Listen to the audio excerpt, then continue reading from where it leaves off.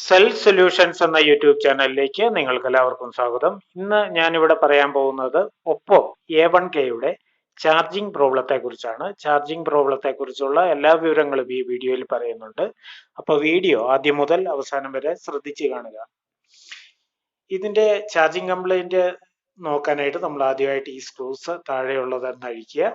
പിന്നെ മോളിഭാഗവും അഴിക്കണം. ചാർജിങ്ങിൽ ഒരു കപ്ലർ താഴെ വരുന്നുണ്ട്, ചാർജിങ് കണക്ടർ വരുന്നുണ്ട്. കപ്ലറിന് ഡാമേജ് വല്ലതും ഉണ്ടോ എന്ന് നോക്കണം. അത് കഴിഞ്ഞാൽ നമ്മൾ മുകളിലത്തെ സെക്ഷനിലേക്കാണ് വരിക. നമുക്ക് ഈ പുറകിലത്തെ പാക്കിംഗ് ഒന്ന് എടുക്കാം. താഴത്തെ ഈ കവർ ഒന്ന് എടുക്കാം. അതിനുശേഷം നിങ്ങൾക്ക് ഇങ്ങനെ കാണാൻ സാധിക്കും. ഇതിനകത്ത് കാണുന്നത് ചാർജിങ് കണക്ടർ ഫിറ്റ് ചെയ്തേക്കുന്ന ഒരു ബോർഡാണ്. ഇതില് ഈ ചാർജിങ് കണക്ടറാണ് മെയിൻ ആയിട്ട് കംപ്ലൈന്റ് വരിക. അപ്പോൾ ഈ ചാർജിങ് കണക്ടറിന് ഫിസിക്കലി എന്തെങ്കിലും ഡാമേജ് ഉണ്ടോ എന്നുള്ളത് നിങ്ങൾ നോക്കണം. ചാർജിങ് കണക്ടർ പോയതാണെന്ന് തോന്നിക്കഴിഞ്ഞാൽ നിങ്ങൾ ഇതൊന്ന് മാറി തന്നെ നോക്കണം. ചാർജിങ് കണക്ടർ നോക്കിയാൽ തന്നെ മനസ്സിലാവും. ഇതിന്റെ മൾട്ടിമീറ്റർ വെച്ച് ചെക്ക് ചെയ്യുന്നത് എങ്ങനെയാണെന്ന് ഞാൻ പറഞ്ഞുതരാം. ഇതില് ഒരു റബ്ബർ ഉണ്ടാവും, അതൊന്ന് ഇളക്കി കളയാം. നമുക്ക് ഒരു പൈക്കിങ്ങിനുള്ള റബ്ബറാണ്.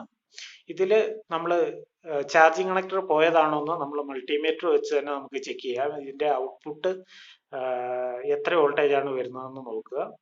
ആദ്യം ഇതിനകത്തോട്ട് നോക്കിയാൽ തന്നെ മനസ്സിലാകും ചാർജിങ് കണക്ടറിന്റെ അകത്തെ ആ നാക്ക് ബ്രോക്കൺ ആണോ എന്നുള്ളത്. അങ്ങനെയുണ്ടെന്നൊരിക്കൽ അത് മാറുക തന്നെ വേണം.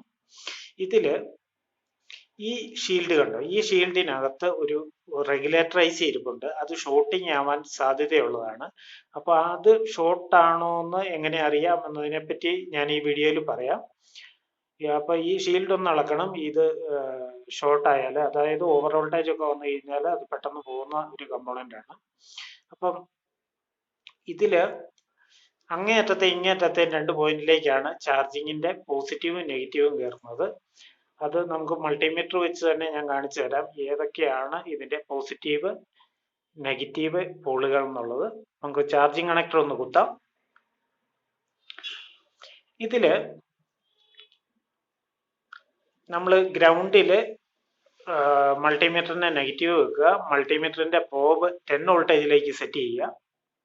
കണ്ടല്ലോ, 10 വോൾട്ടേജിലേക്കാണ് സെറ്റ് ചെയ്തേക്കുന്നത്.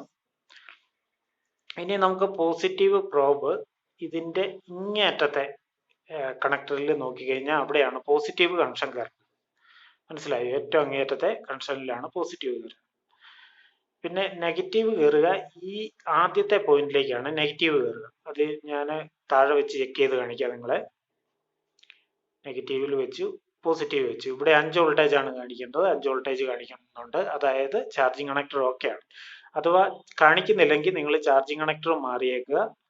പിന്നെ കണക്ടറിലെ ഈ സൈഡിലാണ് പോസിറ്റീവ് വോൾട്ടേജ് വരിക, ഇങ്ങേ സൈഡിലാണ് നെഗറ്റീവ് വോൾട്ടേജ് വരിക. മനസ്സിലായോ? ഈ സൈഡ് പോസിറ്റീവ് വോൾട്ടേജ്, കണക്ടറിലെ ഫസ്റ്റ് ലെഗ് കേട്ടോ പോസിറ്റീവ്, ലാസ്റ്റ് നെഗറ്റീവ്. അതായത് ഈ സൈഡിലത്തെ ഈ പിന്നാണ് പോസിറ്റീവ്, ഇങ്ങേ അറ്റത്തെ ഈ പ്രോബാണ് നെഗറ്റീവ്. ഇത് രണ്ടും ചെക്ക് ചെയ്ത് നോക്കുക ഇവിടെ വോൾട്ടേജ് വരുന്നുണ്ടോന്ന്. അഥവാ വോൾട്ടേജ് വരുന്നില്ലെങ്കിൽ ഒന്നുകിൽ റെഗുലേറ്റർ ഷോർട്ടാണ്, അല്ലെ ചാർജിങ് കണക്ടർ പോയതാണ്. അപ്പോൾ റെഗുലേറ്റർ ഷോർട്ട് ആയാലും ഈ വോൾട്ടേജ് അവിടെ കറക്റ്റ് ആയിട്ട് കാണിക്കില്ല, ചിലപ്പോൾ കുറവായിട്ട് കാണിക്കും. അപ്പോൾ നിങ്ങൾ അതൊന്ന് ചെക്ക് ചെയ്യുക. അഥവാ റെഗുലേറ്റർ ഷോർട്ട് ആണെന്നൊരു നമ്മൾ എന്താണ് ചെയ്യാൻ പോവുക എന്നുള്ളത് ഞാൻ പറയാം. ആദ്യം നമ്മൾ ഈ സ്ട്രിപ്പ് പൊക്കിയതിന് ശേഷം അതിന്റെ ഒരു റബ്ബർ ഉണ്ടാവും, അതൊന്ന് മാറ്റുക. സ്ട്രിപ്പിന്റെ പാക്കിങ് വെച്ചേക്കുന്നതാണ്. ആ റബ്ബർ മാറ്റിയ 2 ഗോൾഡൻ പോയിന്റുകൾ നിങ്ങൾക്ക് കാണാൻ സാധിക്കും. ഈ 2 പോയിന്റിലേക്കാണ് ഇതിന്റെ പോസിറ്റീവ് വോൾട്ടേജ് വരുന്നത്. 2 പോയിന്റിലും 5 വോൾട്ടേജ് തന്നെ പോസിറ്റീവ് ആണ് കയറുന്നത്. അത് ഞാൻ നിങ്ങളെ ചെക്ക് ചെയ്ത് കാണിക്കാം. അതായത് നമ്മൾ ഗ്രൗണ്ടില് മൾട്ടിമീറ്ററിന്റെ മൈനസ് പ്രോബ് വെക്കുക, സ്ട്രിപ്പ് കുത്തുക. അതിനുശേഷം ഈ ഗോൾഡൻ പോയിന്റ് വെച്ച് കഴിഞ്ഞാൽ നിങ്ങൾക്ക് 5 വോൾട്ടേജ് കാണിക്കുന്നു. നിങ്ങൾ മൾട്ടിമീറ്റർ നോക്കിയോളൂ, കണ്ടോ 5 വോൾട്ടേജ് കാണിക്കുന്നുണ്ട്. 2 പോയിന്റിലും 5 വോൾട്ടേജ് വരും. അപ്പോ അവിടെ വരുന്നുണ്ടോ എന്ന് നോക്കുക. വരുന്നില്ലെന്നൊരിക്കല് നിങ്ങൾ ഒരു ജമ്പർ കൊടുക്കണം. ആ ജമ്പർ ഈ ഗോൾഡൻ പോയിന്റിലേക്ക് പോസിറ്റീവിന്റെ വോൾട്ടേജ് കൊണ്ടുവന്ന് കൊടുത്താൽ മതിയാവും. എന്നിട്ട് ഇത് ചാർജിങ് AC കൂടെ കയറിയിട്ട് നമ്മുടെ ബാറ്ററി കോണ്ടാക്റ്റിൽ 4 വോൾട്ടേജ് കാണിക്കണം. അഥവാ കാണിക്കുന്നില്ലെങ്കിൽ നിങ്ങൾക്ക് ഇങ്ങോട്ട് ജമ്പർ കൊടുക്കാം. പോസിറ്റീവ് ആണ് പോയതെങ്കിൽ പോസിറ്റീവിലേക്ക് ജമ്പർ കൊടുക്കാം. നെഗറ്റീവ് ആണ് പോയതെങ്കിൽ ചാർജിങ് കണക്ടറിന്റെ നെഗറ്റീവ് എന്ന് നമ്മുടെ ബോർഡിന്റെ ഗ്രൗണ്ടിലേക്ക് ഒരു ജമ്പർ കൊടുത്താൽ മതിയാവും. ഏതെങ്കിലും ഒരു ലൈൻ ബ്രേക്ക് ആയിരിക്കും. അപ്പൊ ഈ റെഗുലേറ്റർ പോയാലും നിങ്ങൾ റെഗുലേറ്റർ റിമൂവ് ചെയ്യുക. റെഗുലേറ്റർ റിമൂവ് ചെയ്തേച്ച് നിങ്ങൾ ഇങ്ങോട്ട് ഡയറക്റ്റ് ആയിട്ട് ലൈൻ എടുത്തു കൊടുത്താലും ചാർജിങ് വർക്ക് ചെയ്തോളും. ഇനി ഇതിന്റെ ചാർജിങ് ഐസി ഷോർട്ട് ആയതാണോ എന്ന് അറിയാനായിട്ട് നിങ്ങൾ മൾട്ടിമീറ്ററിന്റെ നെഗറ്റീവ് പ്രോബ് ഗ്രൗണ്ടിൽ വെക്കുക, ബോർഡിന്റെ ഗ്രൗണ്ടിൽ വെക്കുക. എന്നിട്ട് മറ്റേ ടെസ്റ്റ് പോയിന്റിൽ ഒരു പ്രോബ് വെക്കുക. എന്നിട്ട് ഇത് നേരെ തിരിച്ചു വെക്കുക.